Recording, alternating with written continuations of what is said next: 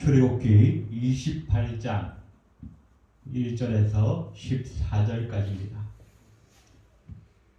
너는 이스라엘 자손 중 내 형 아론과 그의 아들들 곧 아론과 아론의 아들들 나답과 아비후와 엘르아살과 이다마를 그와 함께 내게로 나오게 하여 나를 섬기는 제사장 직분을 행하게 하되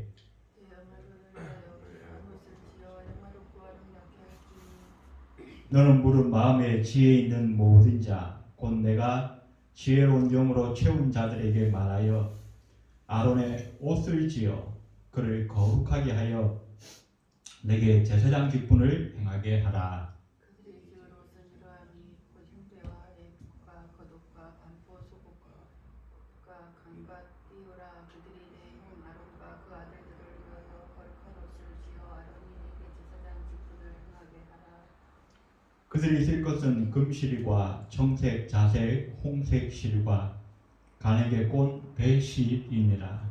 그들이 금실과 청색, 자색, 홍색 실과 간에게 꼰 배실로 정교하게 짜서 에봇을 짓되 그것에 어깨바지 둘을 달아 그 두 끝을 이어지게 하고 에봇 위에 매는 띠는 에봇 짜는 복으로 금실과 청색, 자색, 홍색 실과 간에게 꼰 배실로 에봇에 정교하게 붙여 짤지며 고마노 두 개를 가져다가 그 위에 이스라엘 아들들의 이름을 새기되 그들의 나에게로 6이름을 한 보석에 나머지 6이름은 다른 보석에 새기라. 보석을 새기는 자가 도장에 새김같이 너는 이스라엘 아들들의 이름을 그 두 보석에 새겨 금태에 물리고 그 두 보석을 에봇의 두 어깨 바지에 붙여 이스라엘 아들들의 기념 보석을 삼되 아론이 여호와 앞에서 그들의 이름을 그 두 어깨에 메어서 기념이 되게 할지며 너는 금으로 태를 만들고 순금으로 높은처럼 두 사슬을 달고 그 다음 사슬을 그 태에 달지니라. 아멘. 14절 말씀까지 우리가 읽어보았습니다. 오늘 본문의 말씀을 가지고 제사장에 관한 교훈을 우리가 함께 살펴보기를 원합니다. 종종 우리 제사장을 가톨릭의 신부나 또 우리 기독교의 목사에 비유하기도 합니다.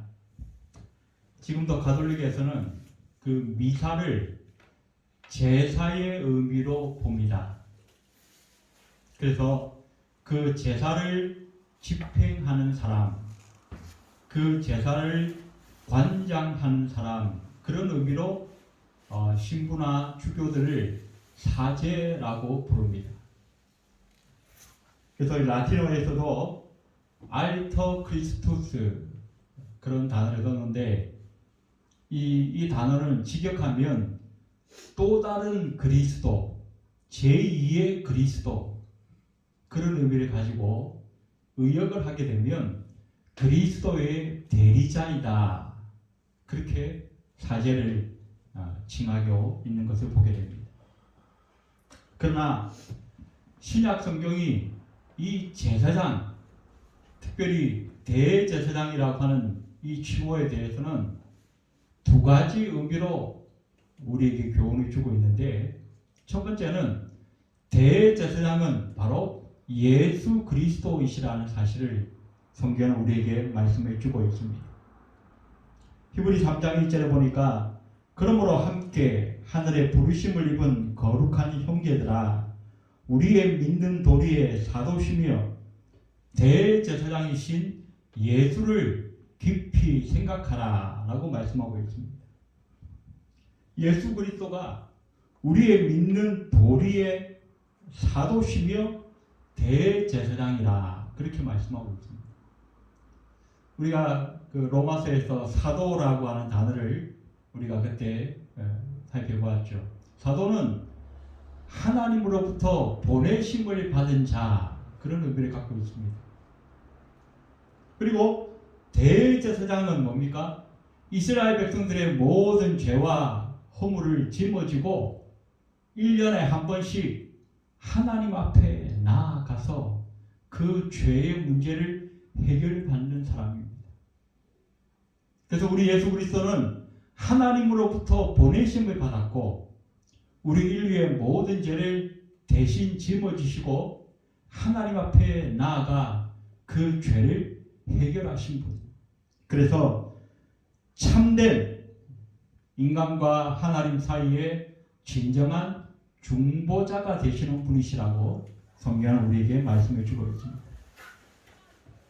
자, 두 번째 신약 성경이 우리에게 말해주는 것은 우리 성도들이 예수를 믿는 우리 성도들이 모두가 다 하나님 앞에 제사장이다라고 말하고 있다는 것입니다. 신부나 목사나 특별한 성직에 있는 사람들만이 아니라 예수를 믿는 우리 모두가 하나님 앞에서 제사장이다라고 성경은 우리에게 말씀해 주고 있다는 것입니다.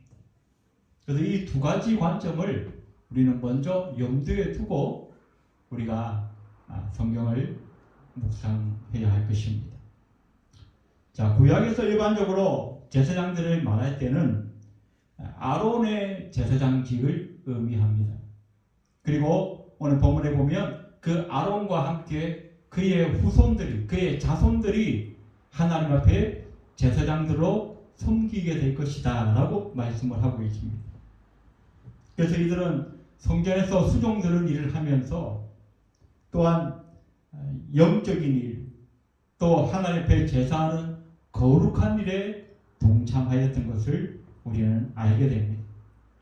여러 명의 제사장들 중에 그 중에 단 한 사람이 뽑혀서 대제사장의 역할을 감당하게 되고 이 대제사장은 죽을 경우에만 그 직책이 그 다음 자손에게 계승되어진다라고 성경은 말씀해 주고 있습니다.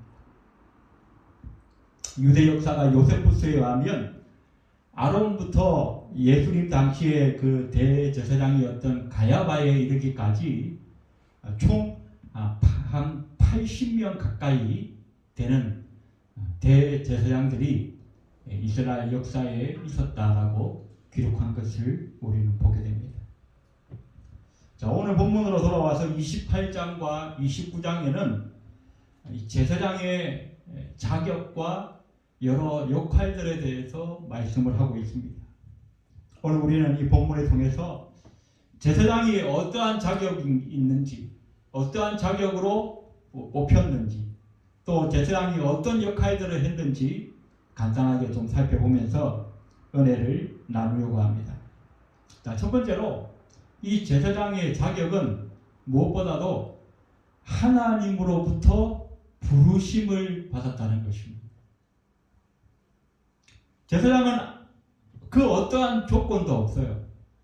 오늘 본문에는 단지 하나 아론의 자손들이어야 한다라고 하나님이 말씀하셨지만 그것조차도 사실은 특별한 자격이 되는 것은 아니었습니다. 우리가 흔히 생각하는 것처럼 하나님께 부르심을 받는 자, 하나님 앞에 쓰임 받는 자들은 특별히 다양한 어떤 능력들이 있는 것처럼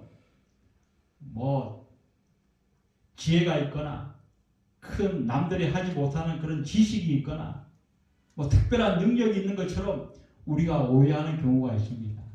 그러나 성경을 여러 차례 자세히 보면 우리가 하나님의 일에 부름받은 것은 오직 하나 하나님의 뜻대로라는 것입니다. 하나님께서 그냥 부르시면 그것 자체가 우리가 하나님의 일을 하는 자격을 얻게 되어진다는 것입니다. 오늘 1절에 보니까 너는 이스라엘 자손 중 내 형 아론과 그 아들이들 곧 나답과 아비후와 엘르아살과 이다마를 그와 함께 내게로 나오게 하여 나를 섬기는 제사장 직분을 행하게 하세. 아론과 그의 자손들이 다른 지파들의 자손들에 비해서 특별히 잘났기 때문이 아닙니다. 특별히 여호와를 잘 섬겼기 때문에, 특별히 어떤 능력이 있었기 때문이 아니라 그저 하나님께서 부르시면 하나님의 그 부르심 그 자체가 바로 하나님 앞에 쓰임받는 자격이 될 수 있다는 것을 성경은 우리에게 말씀해 주고 있습니다. 히브리 5장 4절에도 보니까 이 종기는 아무나 스스로 취하지 못하고 오직 아론과 같이 하나님의 부르심을 입은 자라야 할 것입니다. 아무 조건이 없어요. 간혹 우리 목사님들 가운데도 좀 인격적으로나 또 도덕적으로 흠이 있어 보이는 그런 분들이 계십니다. 그래서 아유, 저런 사람이 어떻게 목사가 됐을까? 성도들의 마음을 때로는 아프기도 하고, 또 우리 목사들의 가운데서도 서로 이렇게 좀 평이 좋지 못한 그런 모습이 있을 수 있습니다. 그러나 하나님 앞에 부르심을 받는 것에는 인간적인 어떤 조건으로 부르심 받는 게 아니라는 것입니다. 그것이 어떤 자격이 되는 것이 아니라는 것입니다. 그저 많은 사람들이 가운데 하나님이 택하시고 하나님이 부르시면 그것 자체가 바로 자격이요 능력이 되어진다는 것을 우리는 성경을 통해서 깨닫게 되어진다는 것입니다. 그래서 제사장의 자격은 인간적인 어떤 잘남에 있는 것이 아니라 바로 하나님이 선택하시고 하나님이 부르신 것, 그것 자체가 바로 제사장의 자격이라고 성경은 우리에게 말씀해 주고 있습니다. 두 번째, 이 제사장은 깨끗함을 입어야 한다라고 말씀하고 있습니다. 출애굽기 29장 4절에 너는 아론과 그 아들들을 회막 문으로 데려다가 물로 씻기라, 그렇게 말씀하고 있습니다. 자, 하나님께서 그저 자격 없는 사람들을 부르셨어요. 그런데 하나님이 부르셨다고 해서 다 하나님 앞에 쓰임 받는 것이 아니라 하나님의 일에 쓰임 받기 위해서는 반드시 해야 할 일이 있는데 깨끗해져야 한다는 것입니다. 성결해져야 한다는 것입니다.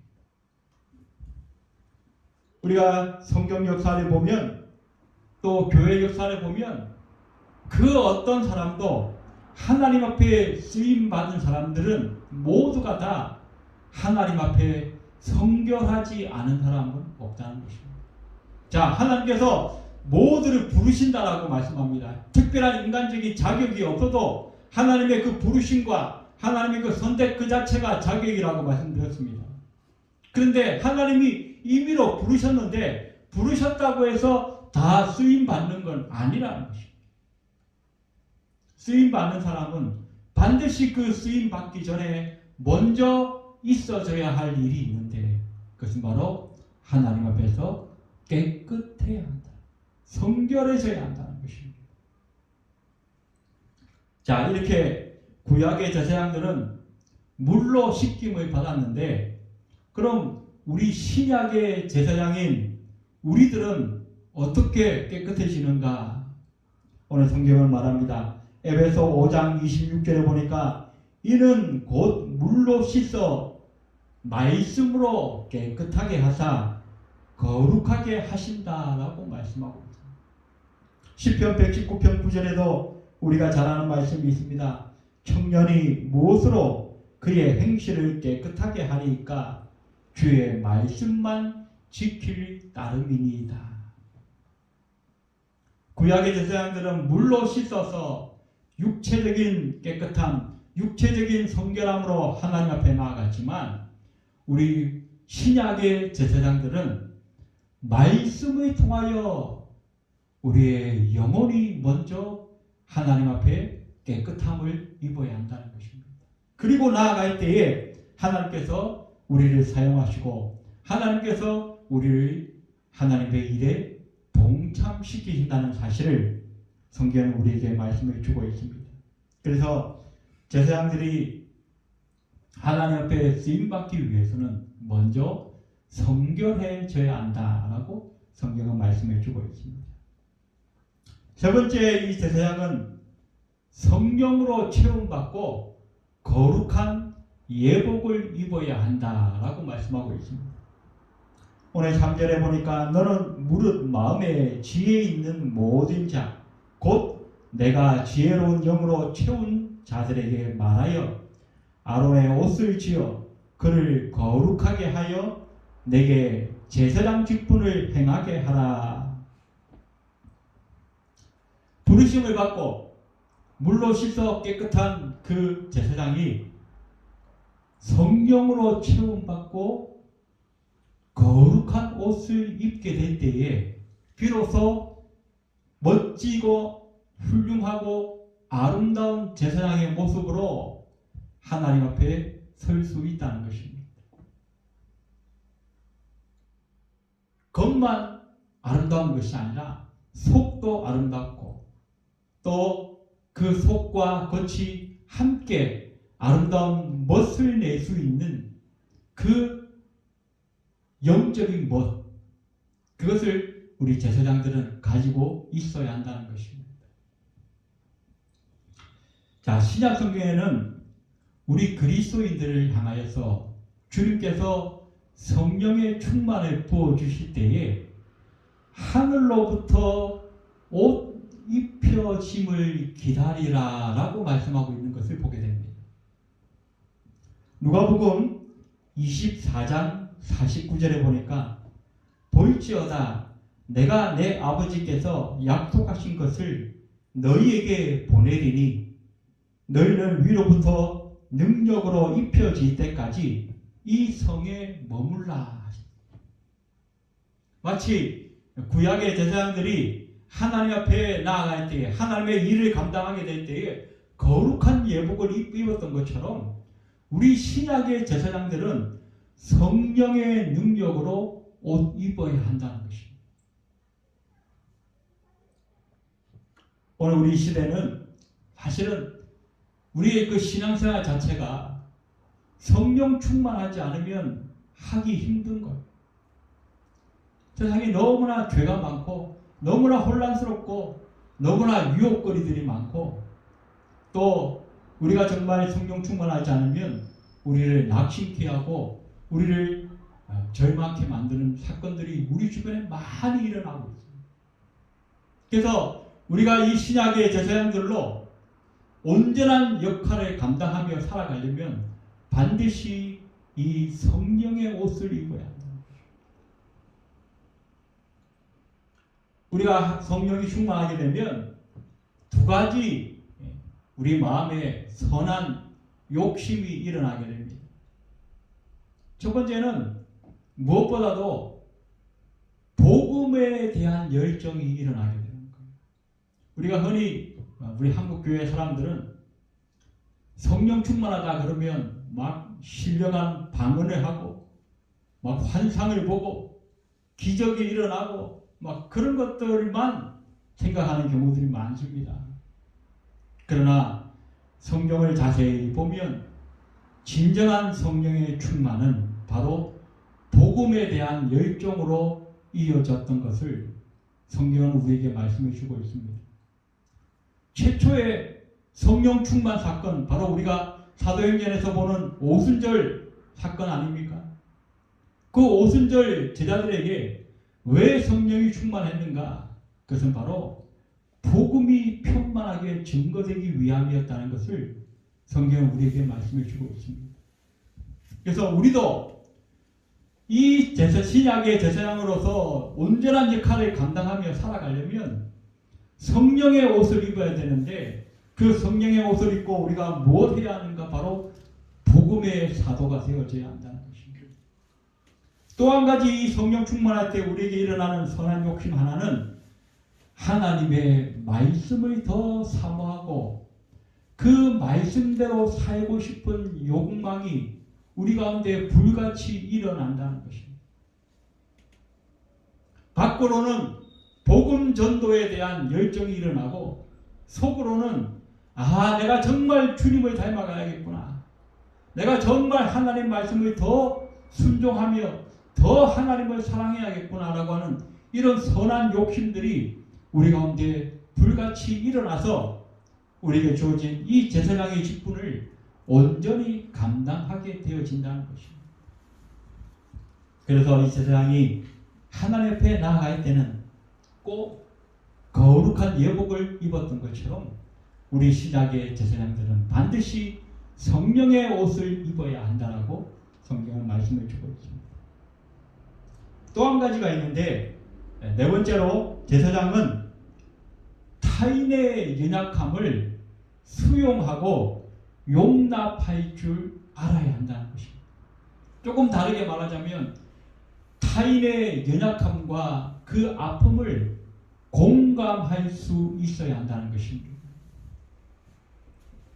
히브리 5장 1절에 보니까 대제사장마다 사람 가운데서 택한 자이므로 하나님께 속한 일에 사람을 위하여 예물과 속죄 않은 제사를 드리게 하나니 그가 무식하고 미혹된 자를 능히 용납할 수 있는 것은 자기도 연약에 휩싸여 있습니다 라고 말씀합니다.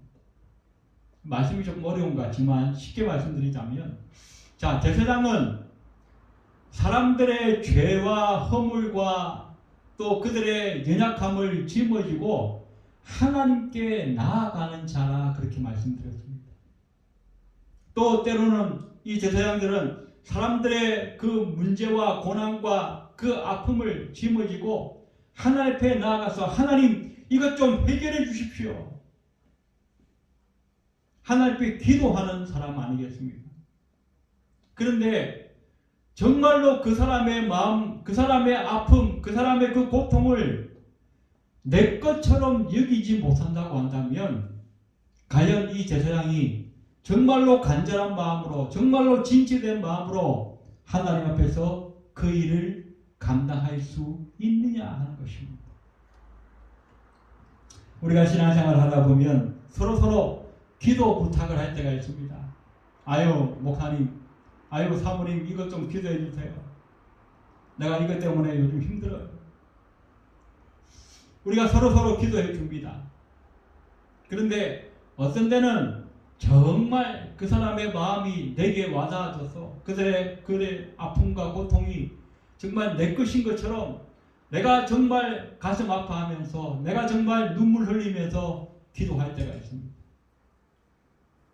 그런 경우에는 거의 대체로 그 기도하고 난 다음에 응답받았다라고 하는 그런 좋은 소식을 듣게 되죠. 그런데 그렇지 못한 경우도 있어요. 내가 때때로 바빠서 또 아니면 다른 어떤 일 때문에 다른 사람이 내게 기도 부탁했는데 그걸 잊어버릴 때가 있어요. 또 기도하지만 정말 간절한 마음을 갖지 못하고 그냥 건성건성 그렇게 기도할 때도 있다는 거죠. 그런 때는 나중에 양심이 좀 찔리기도 하고 그렇죠. 이 제사장은 그 사람의 고통과 아픔을 내가 짊어진다라고 하는 생각을 해야 합니다. 그것이 없다고 한다면 이 제사장은 기본이 되어지지 못한 거예요. 하나님 앞에 나아갈 의미가 없는 거예요. 우리 신약의 제사장들, 우리 신약의 그리스도인들도 마찬가지입니다.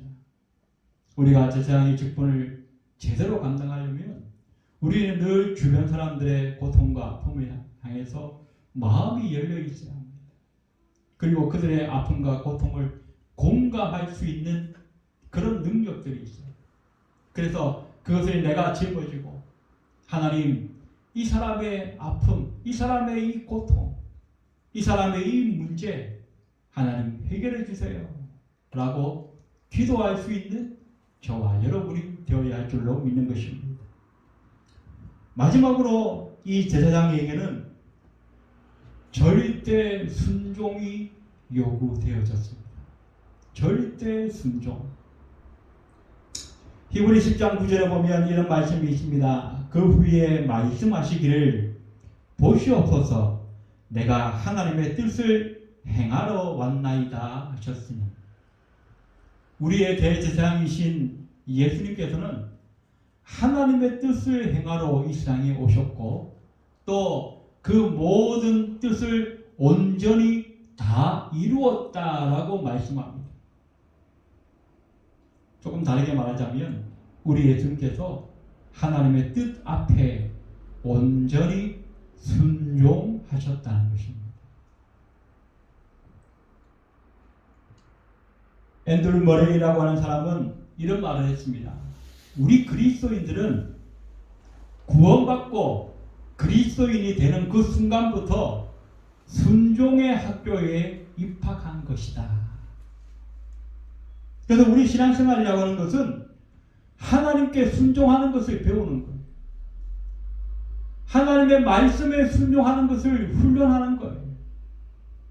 하나님이 세우신 그 권위 앞에 순종하는 길을 늘 힘쓰고 노력하는 것이 우리의 신앙생활이라고 하는 것입니다. 이것을 잘하는 사람이 신앙생활을 잘하는 것이고, 이것을 못하는 것은 아무리 자기가 뭐 잘났다 해도 그거는 신앙생활을 잘하는 것이 아니라는 것입니다. 그래서 아까 제가 말씀드렸습니다. 제사장의 자격, 그것은 바로 하나님의 부르심이라고 말씀드렸습니다. 하나님 부르시면, 하나님이 선택하시면 그걸로 제사장의 자격은 충분하다고 말씀드렸습니다. 그런데 제사장의 능력은 어디에서 나오는가? 그것은 바로 제사장이 자기를 부르신 그 하나님과 그 말씀 앞에 얼마만큼 순종하느냐에 따라서 능력이 나타날 수도 있고 안 나타날 수도 있다는 거예요.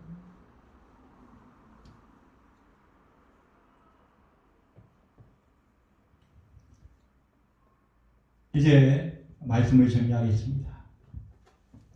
제가 설교 초대에 말씀드린 것처럼 우리 개신교회 안에서도 아직까지 많은 성도들이 제사장의 직분 이르면 목사에게만 한정시키려고 하는 그런 경향들이 있습니다. 그러나 성경은 철저하게 말씀하기를 믿음으로 구원받아 하나님의 백성된 우리 모두가 제사장이라고 성경은 말씀해 주고 있다는 것입니다. 우리가 잘 아는 베드로전서 2장 9절에 보니까 그러나 너희는 택하신 족속이요 왕같은 제사장들이요 거룩한 나라요 그의 소유가 된 백성이니 이는 너희를 어두운 데서 불러내어 그의 기이한 빛에 들어가게 하신 이의 아름다운 덕을 선포하게 하려 하십니다. 이 말씀이 바로 마틴 루터가 종교개혁을 일으키게 된 중요한 불씨가 되게 된 것입니다.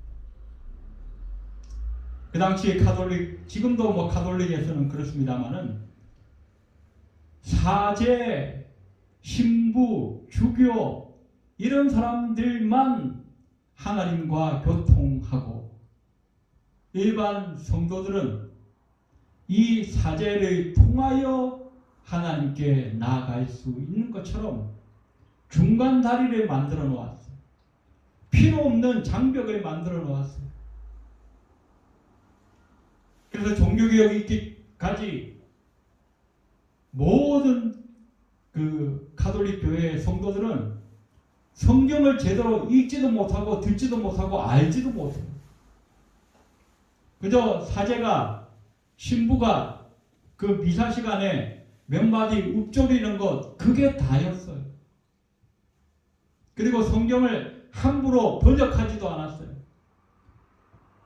라틴어로만 기록되어 있어서 그 라틴어를 공부한 신부들만 몇 마디 알고 일반 성도들은 이 신부들의 입술을 통해서 나오는 그 말씀을 겨우 재해석된 그 말씀을 겨우 들을 뿐이었어요.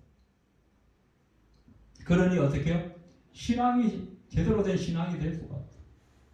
하나님을 제대로 알 수가 없어요. 제대로 신앙이 자랄 수가 없어서 우리가 중세시대를 어떻게 해요?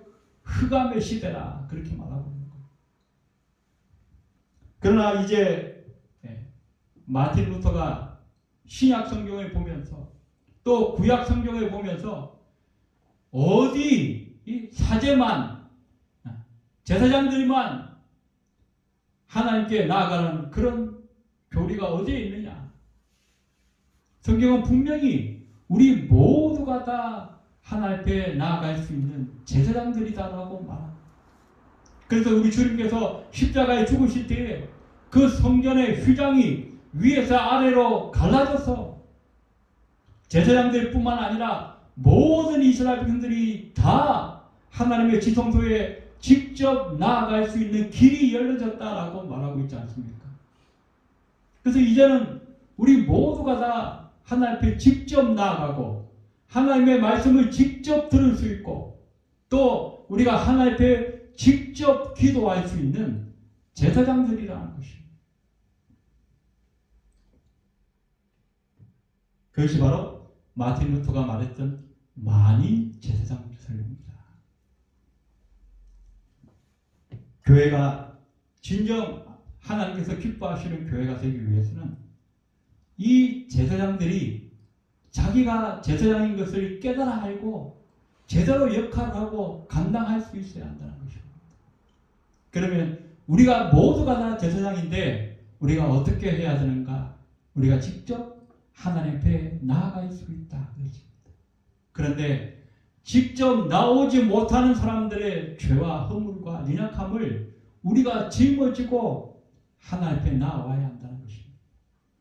또 이 제사장들은 하나님으로부터 사람들에게 보냄을 받는 사람들입니다. 그래서 하나님의 은혜와 사랑을 우리 아직까지 하나님의 은혜와 사랑을 알지 못하는 사람들에게 증거하고 전해야 할 의무가 있는 사람들이라는 것입니다. 오늘 우리가 이 예배함에서 이 말씀 앞에서 우리가 바로 제사장이라는 사실을 깊이 깨달아서 우리 남은 생에 우리 제사장의 직분을 잘 감당하고 또 우리를 통하여 하나님의 영광의 은혜가 크게 열려지는 저와 여러분의 삶이 되시기를 주의 이름으로 축원드립니다. 기도드리겠습니다. 고마우신 하나님,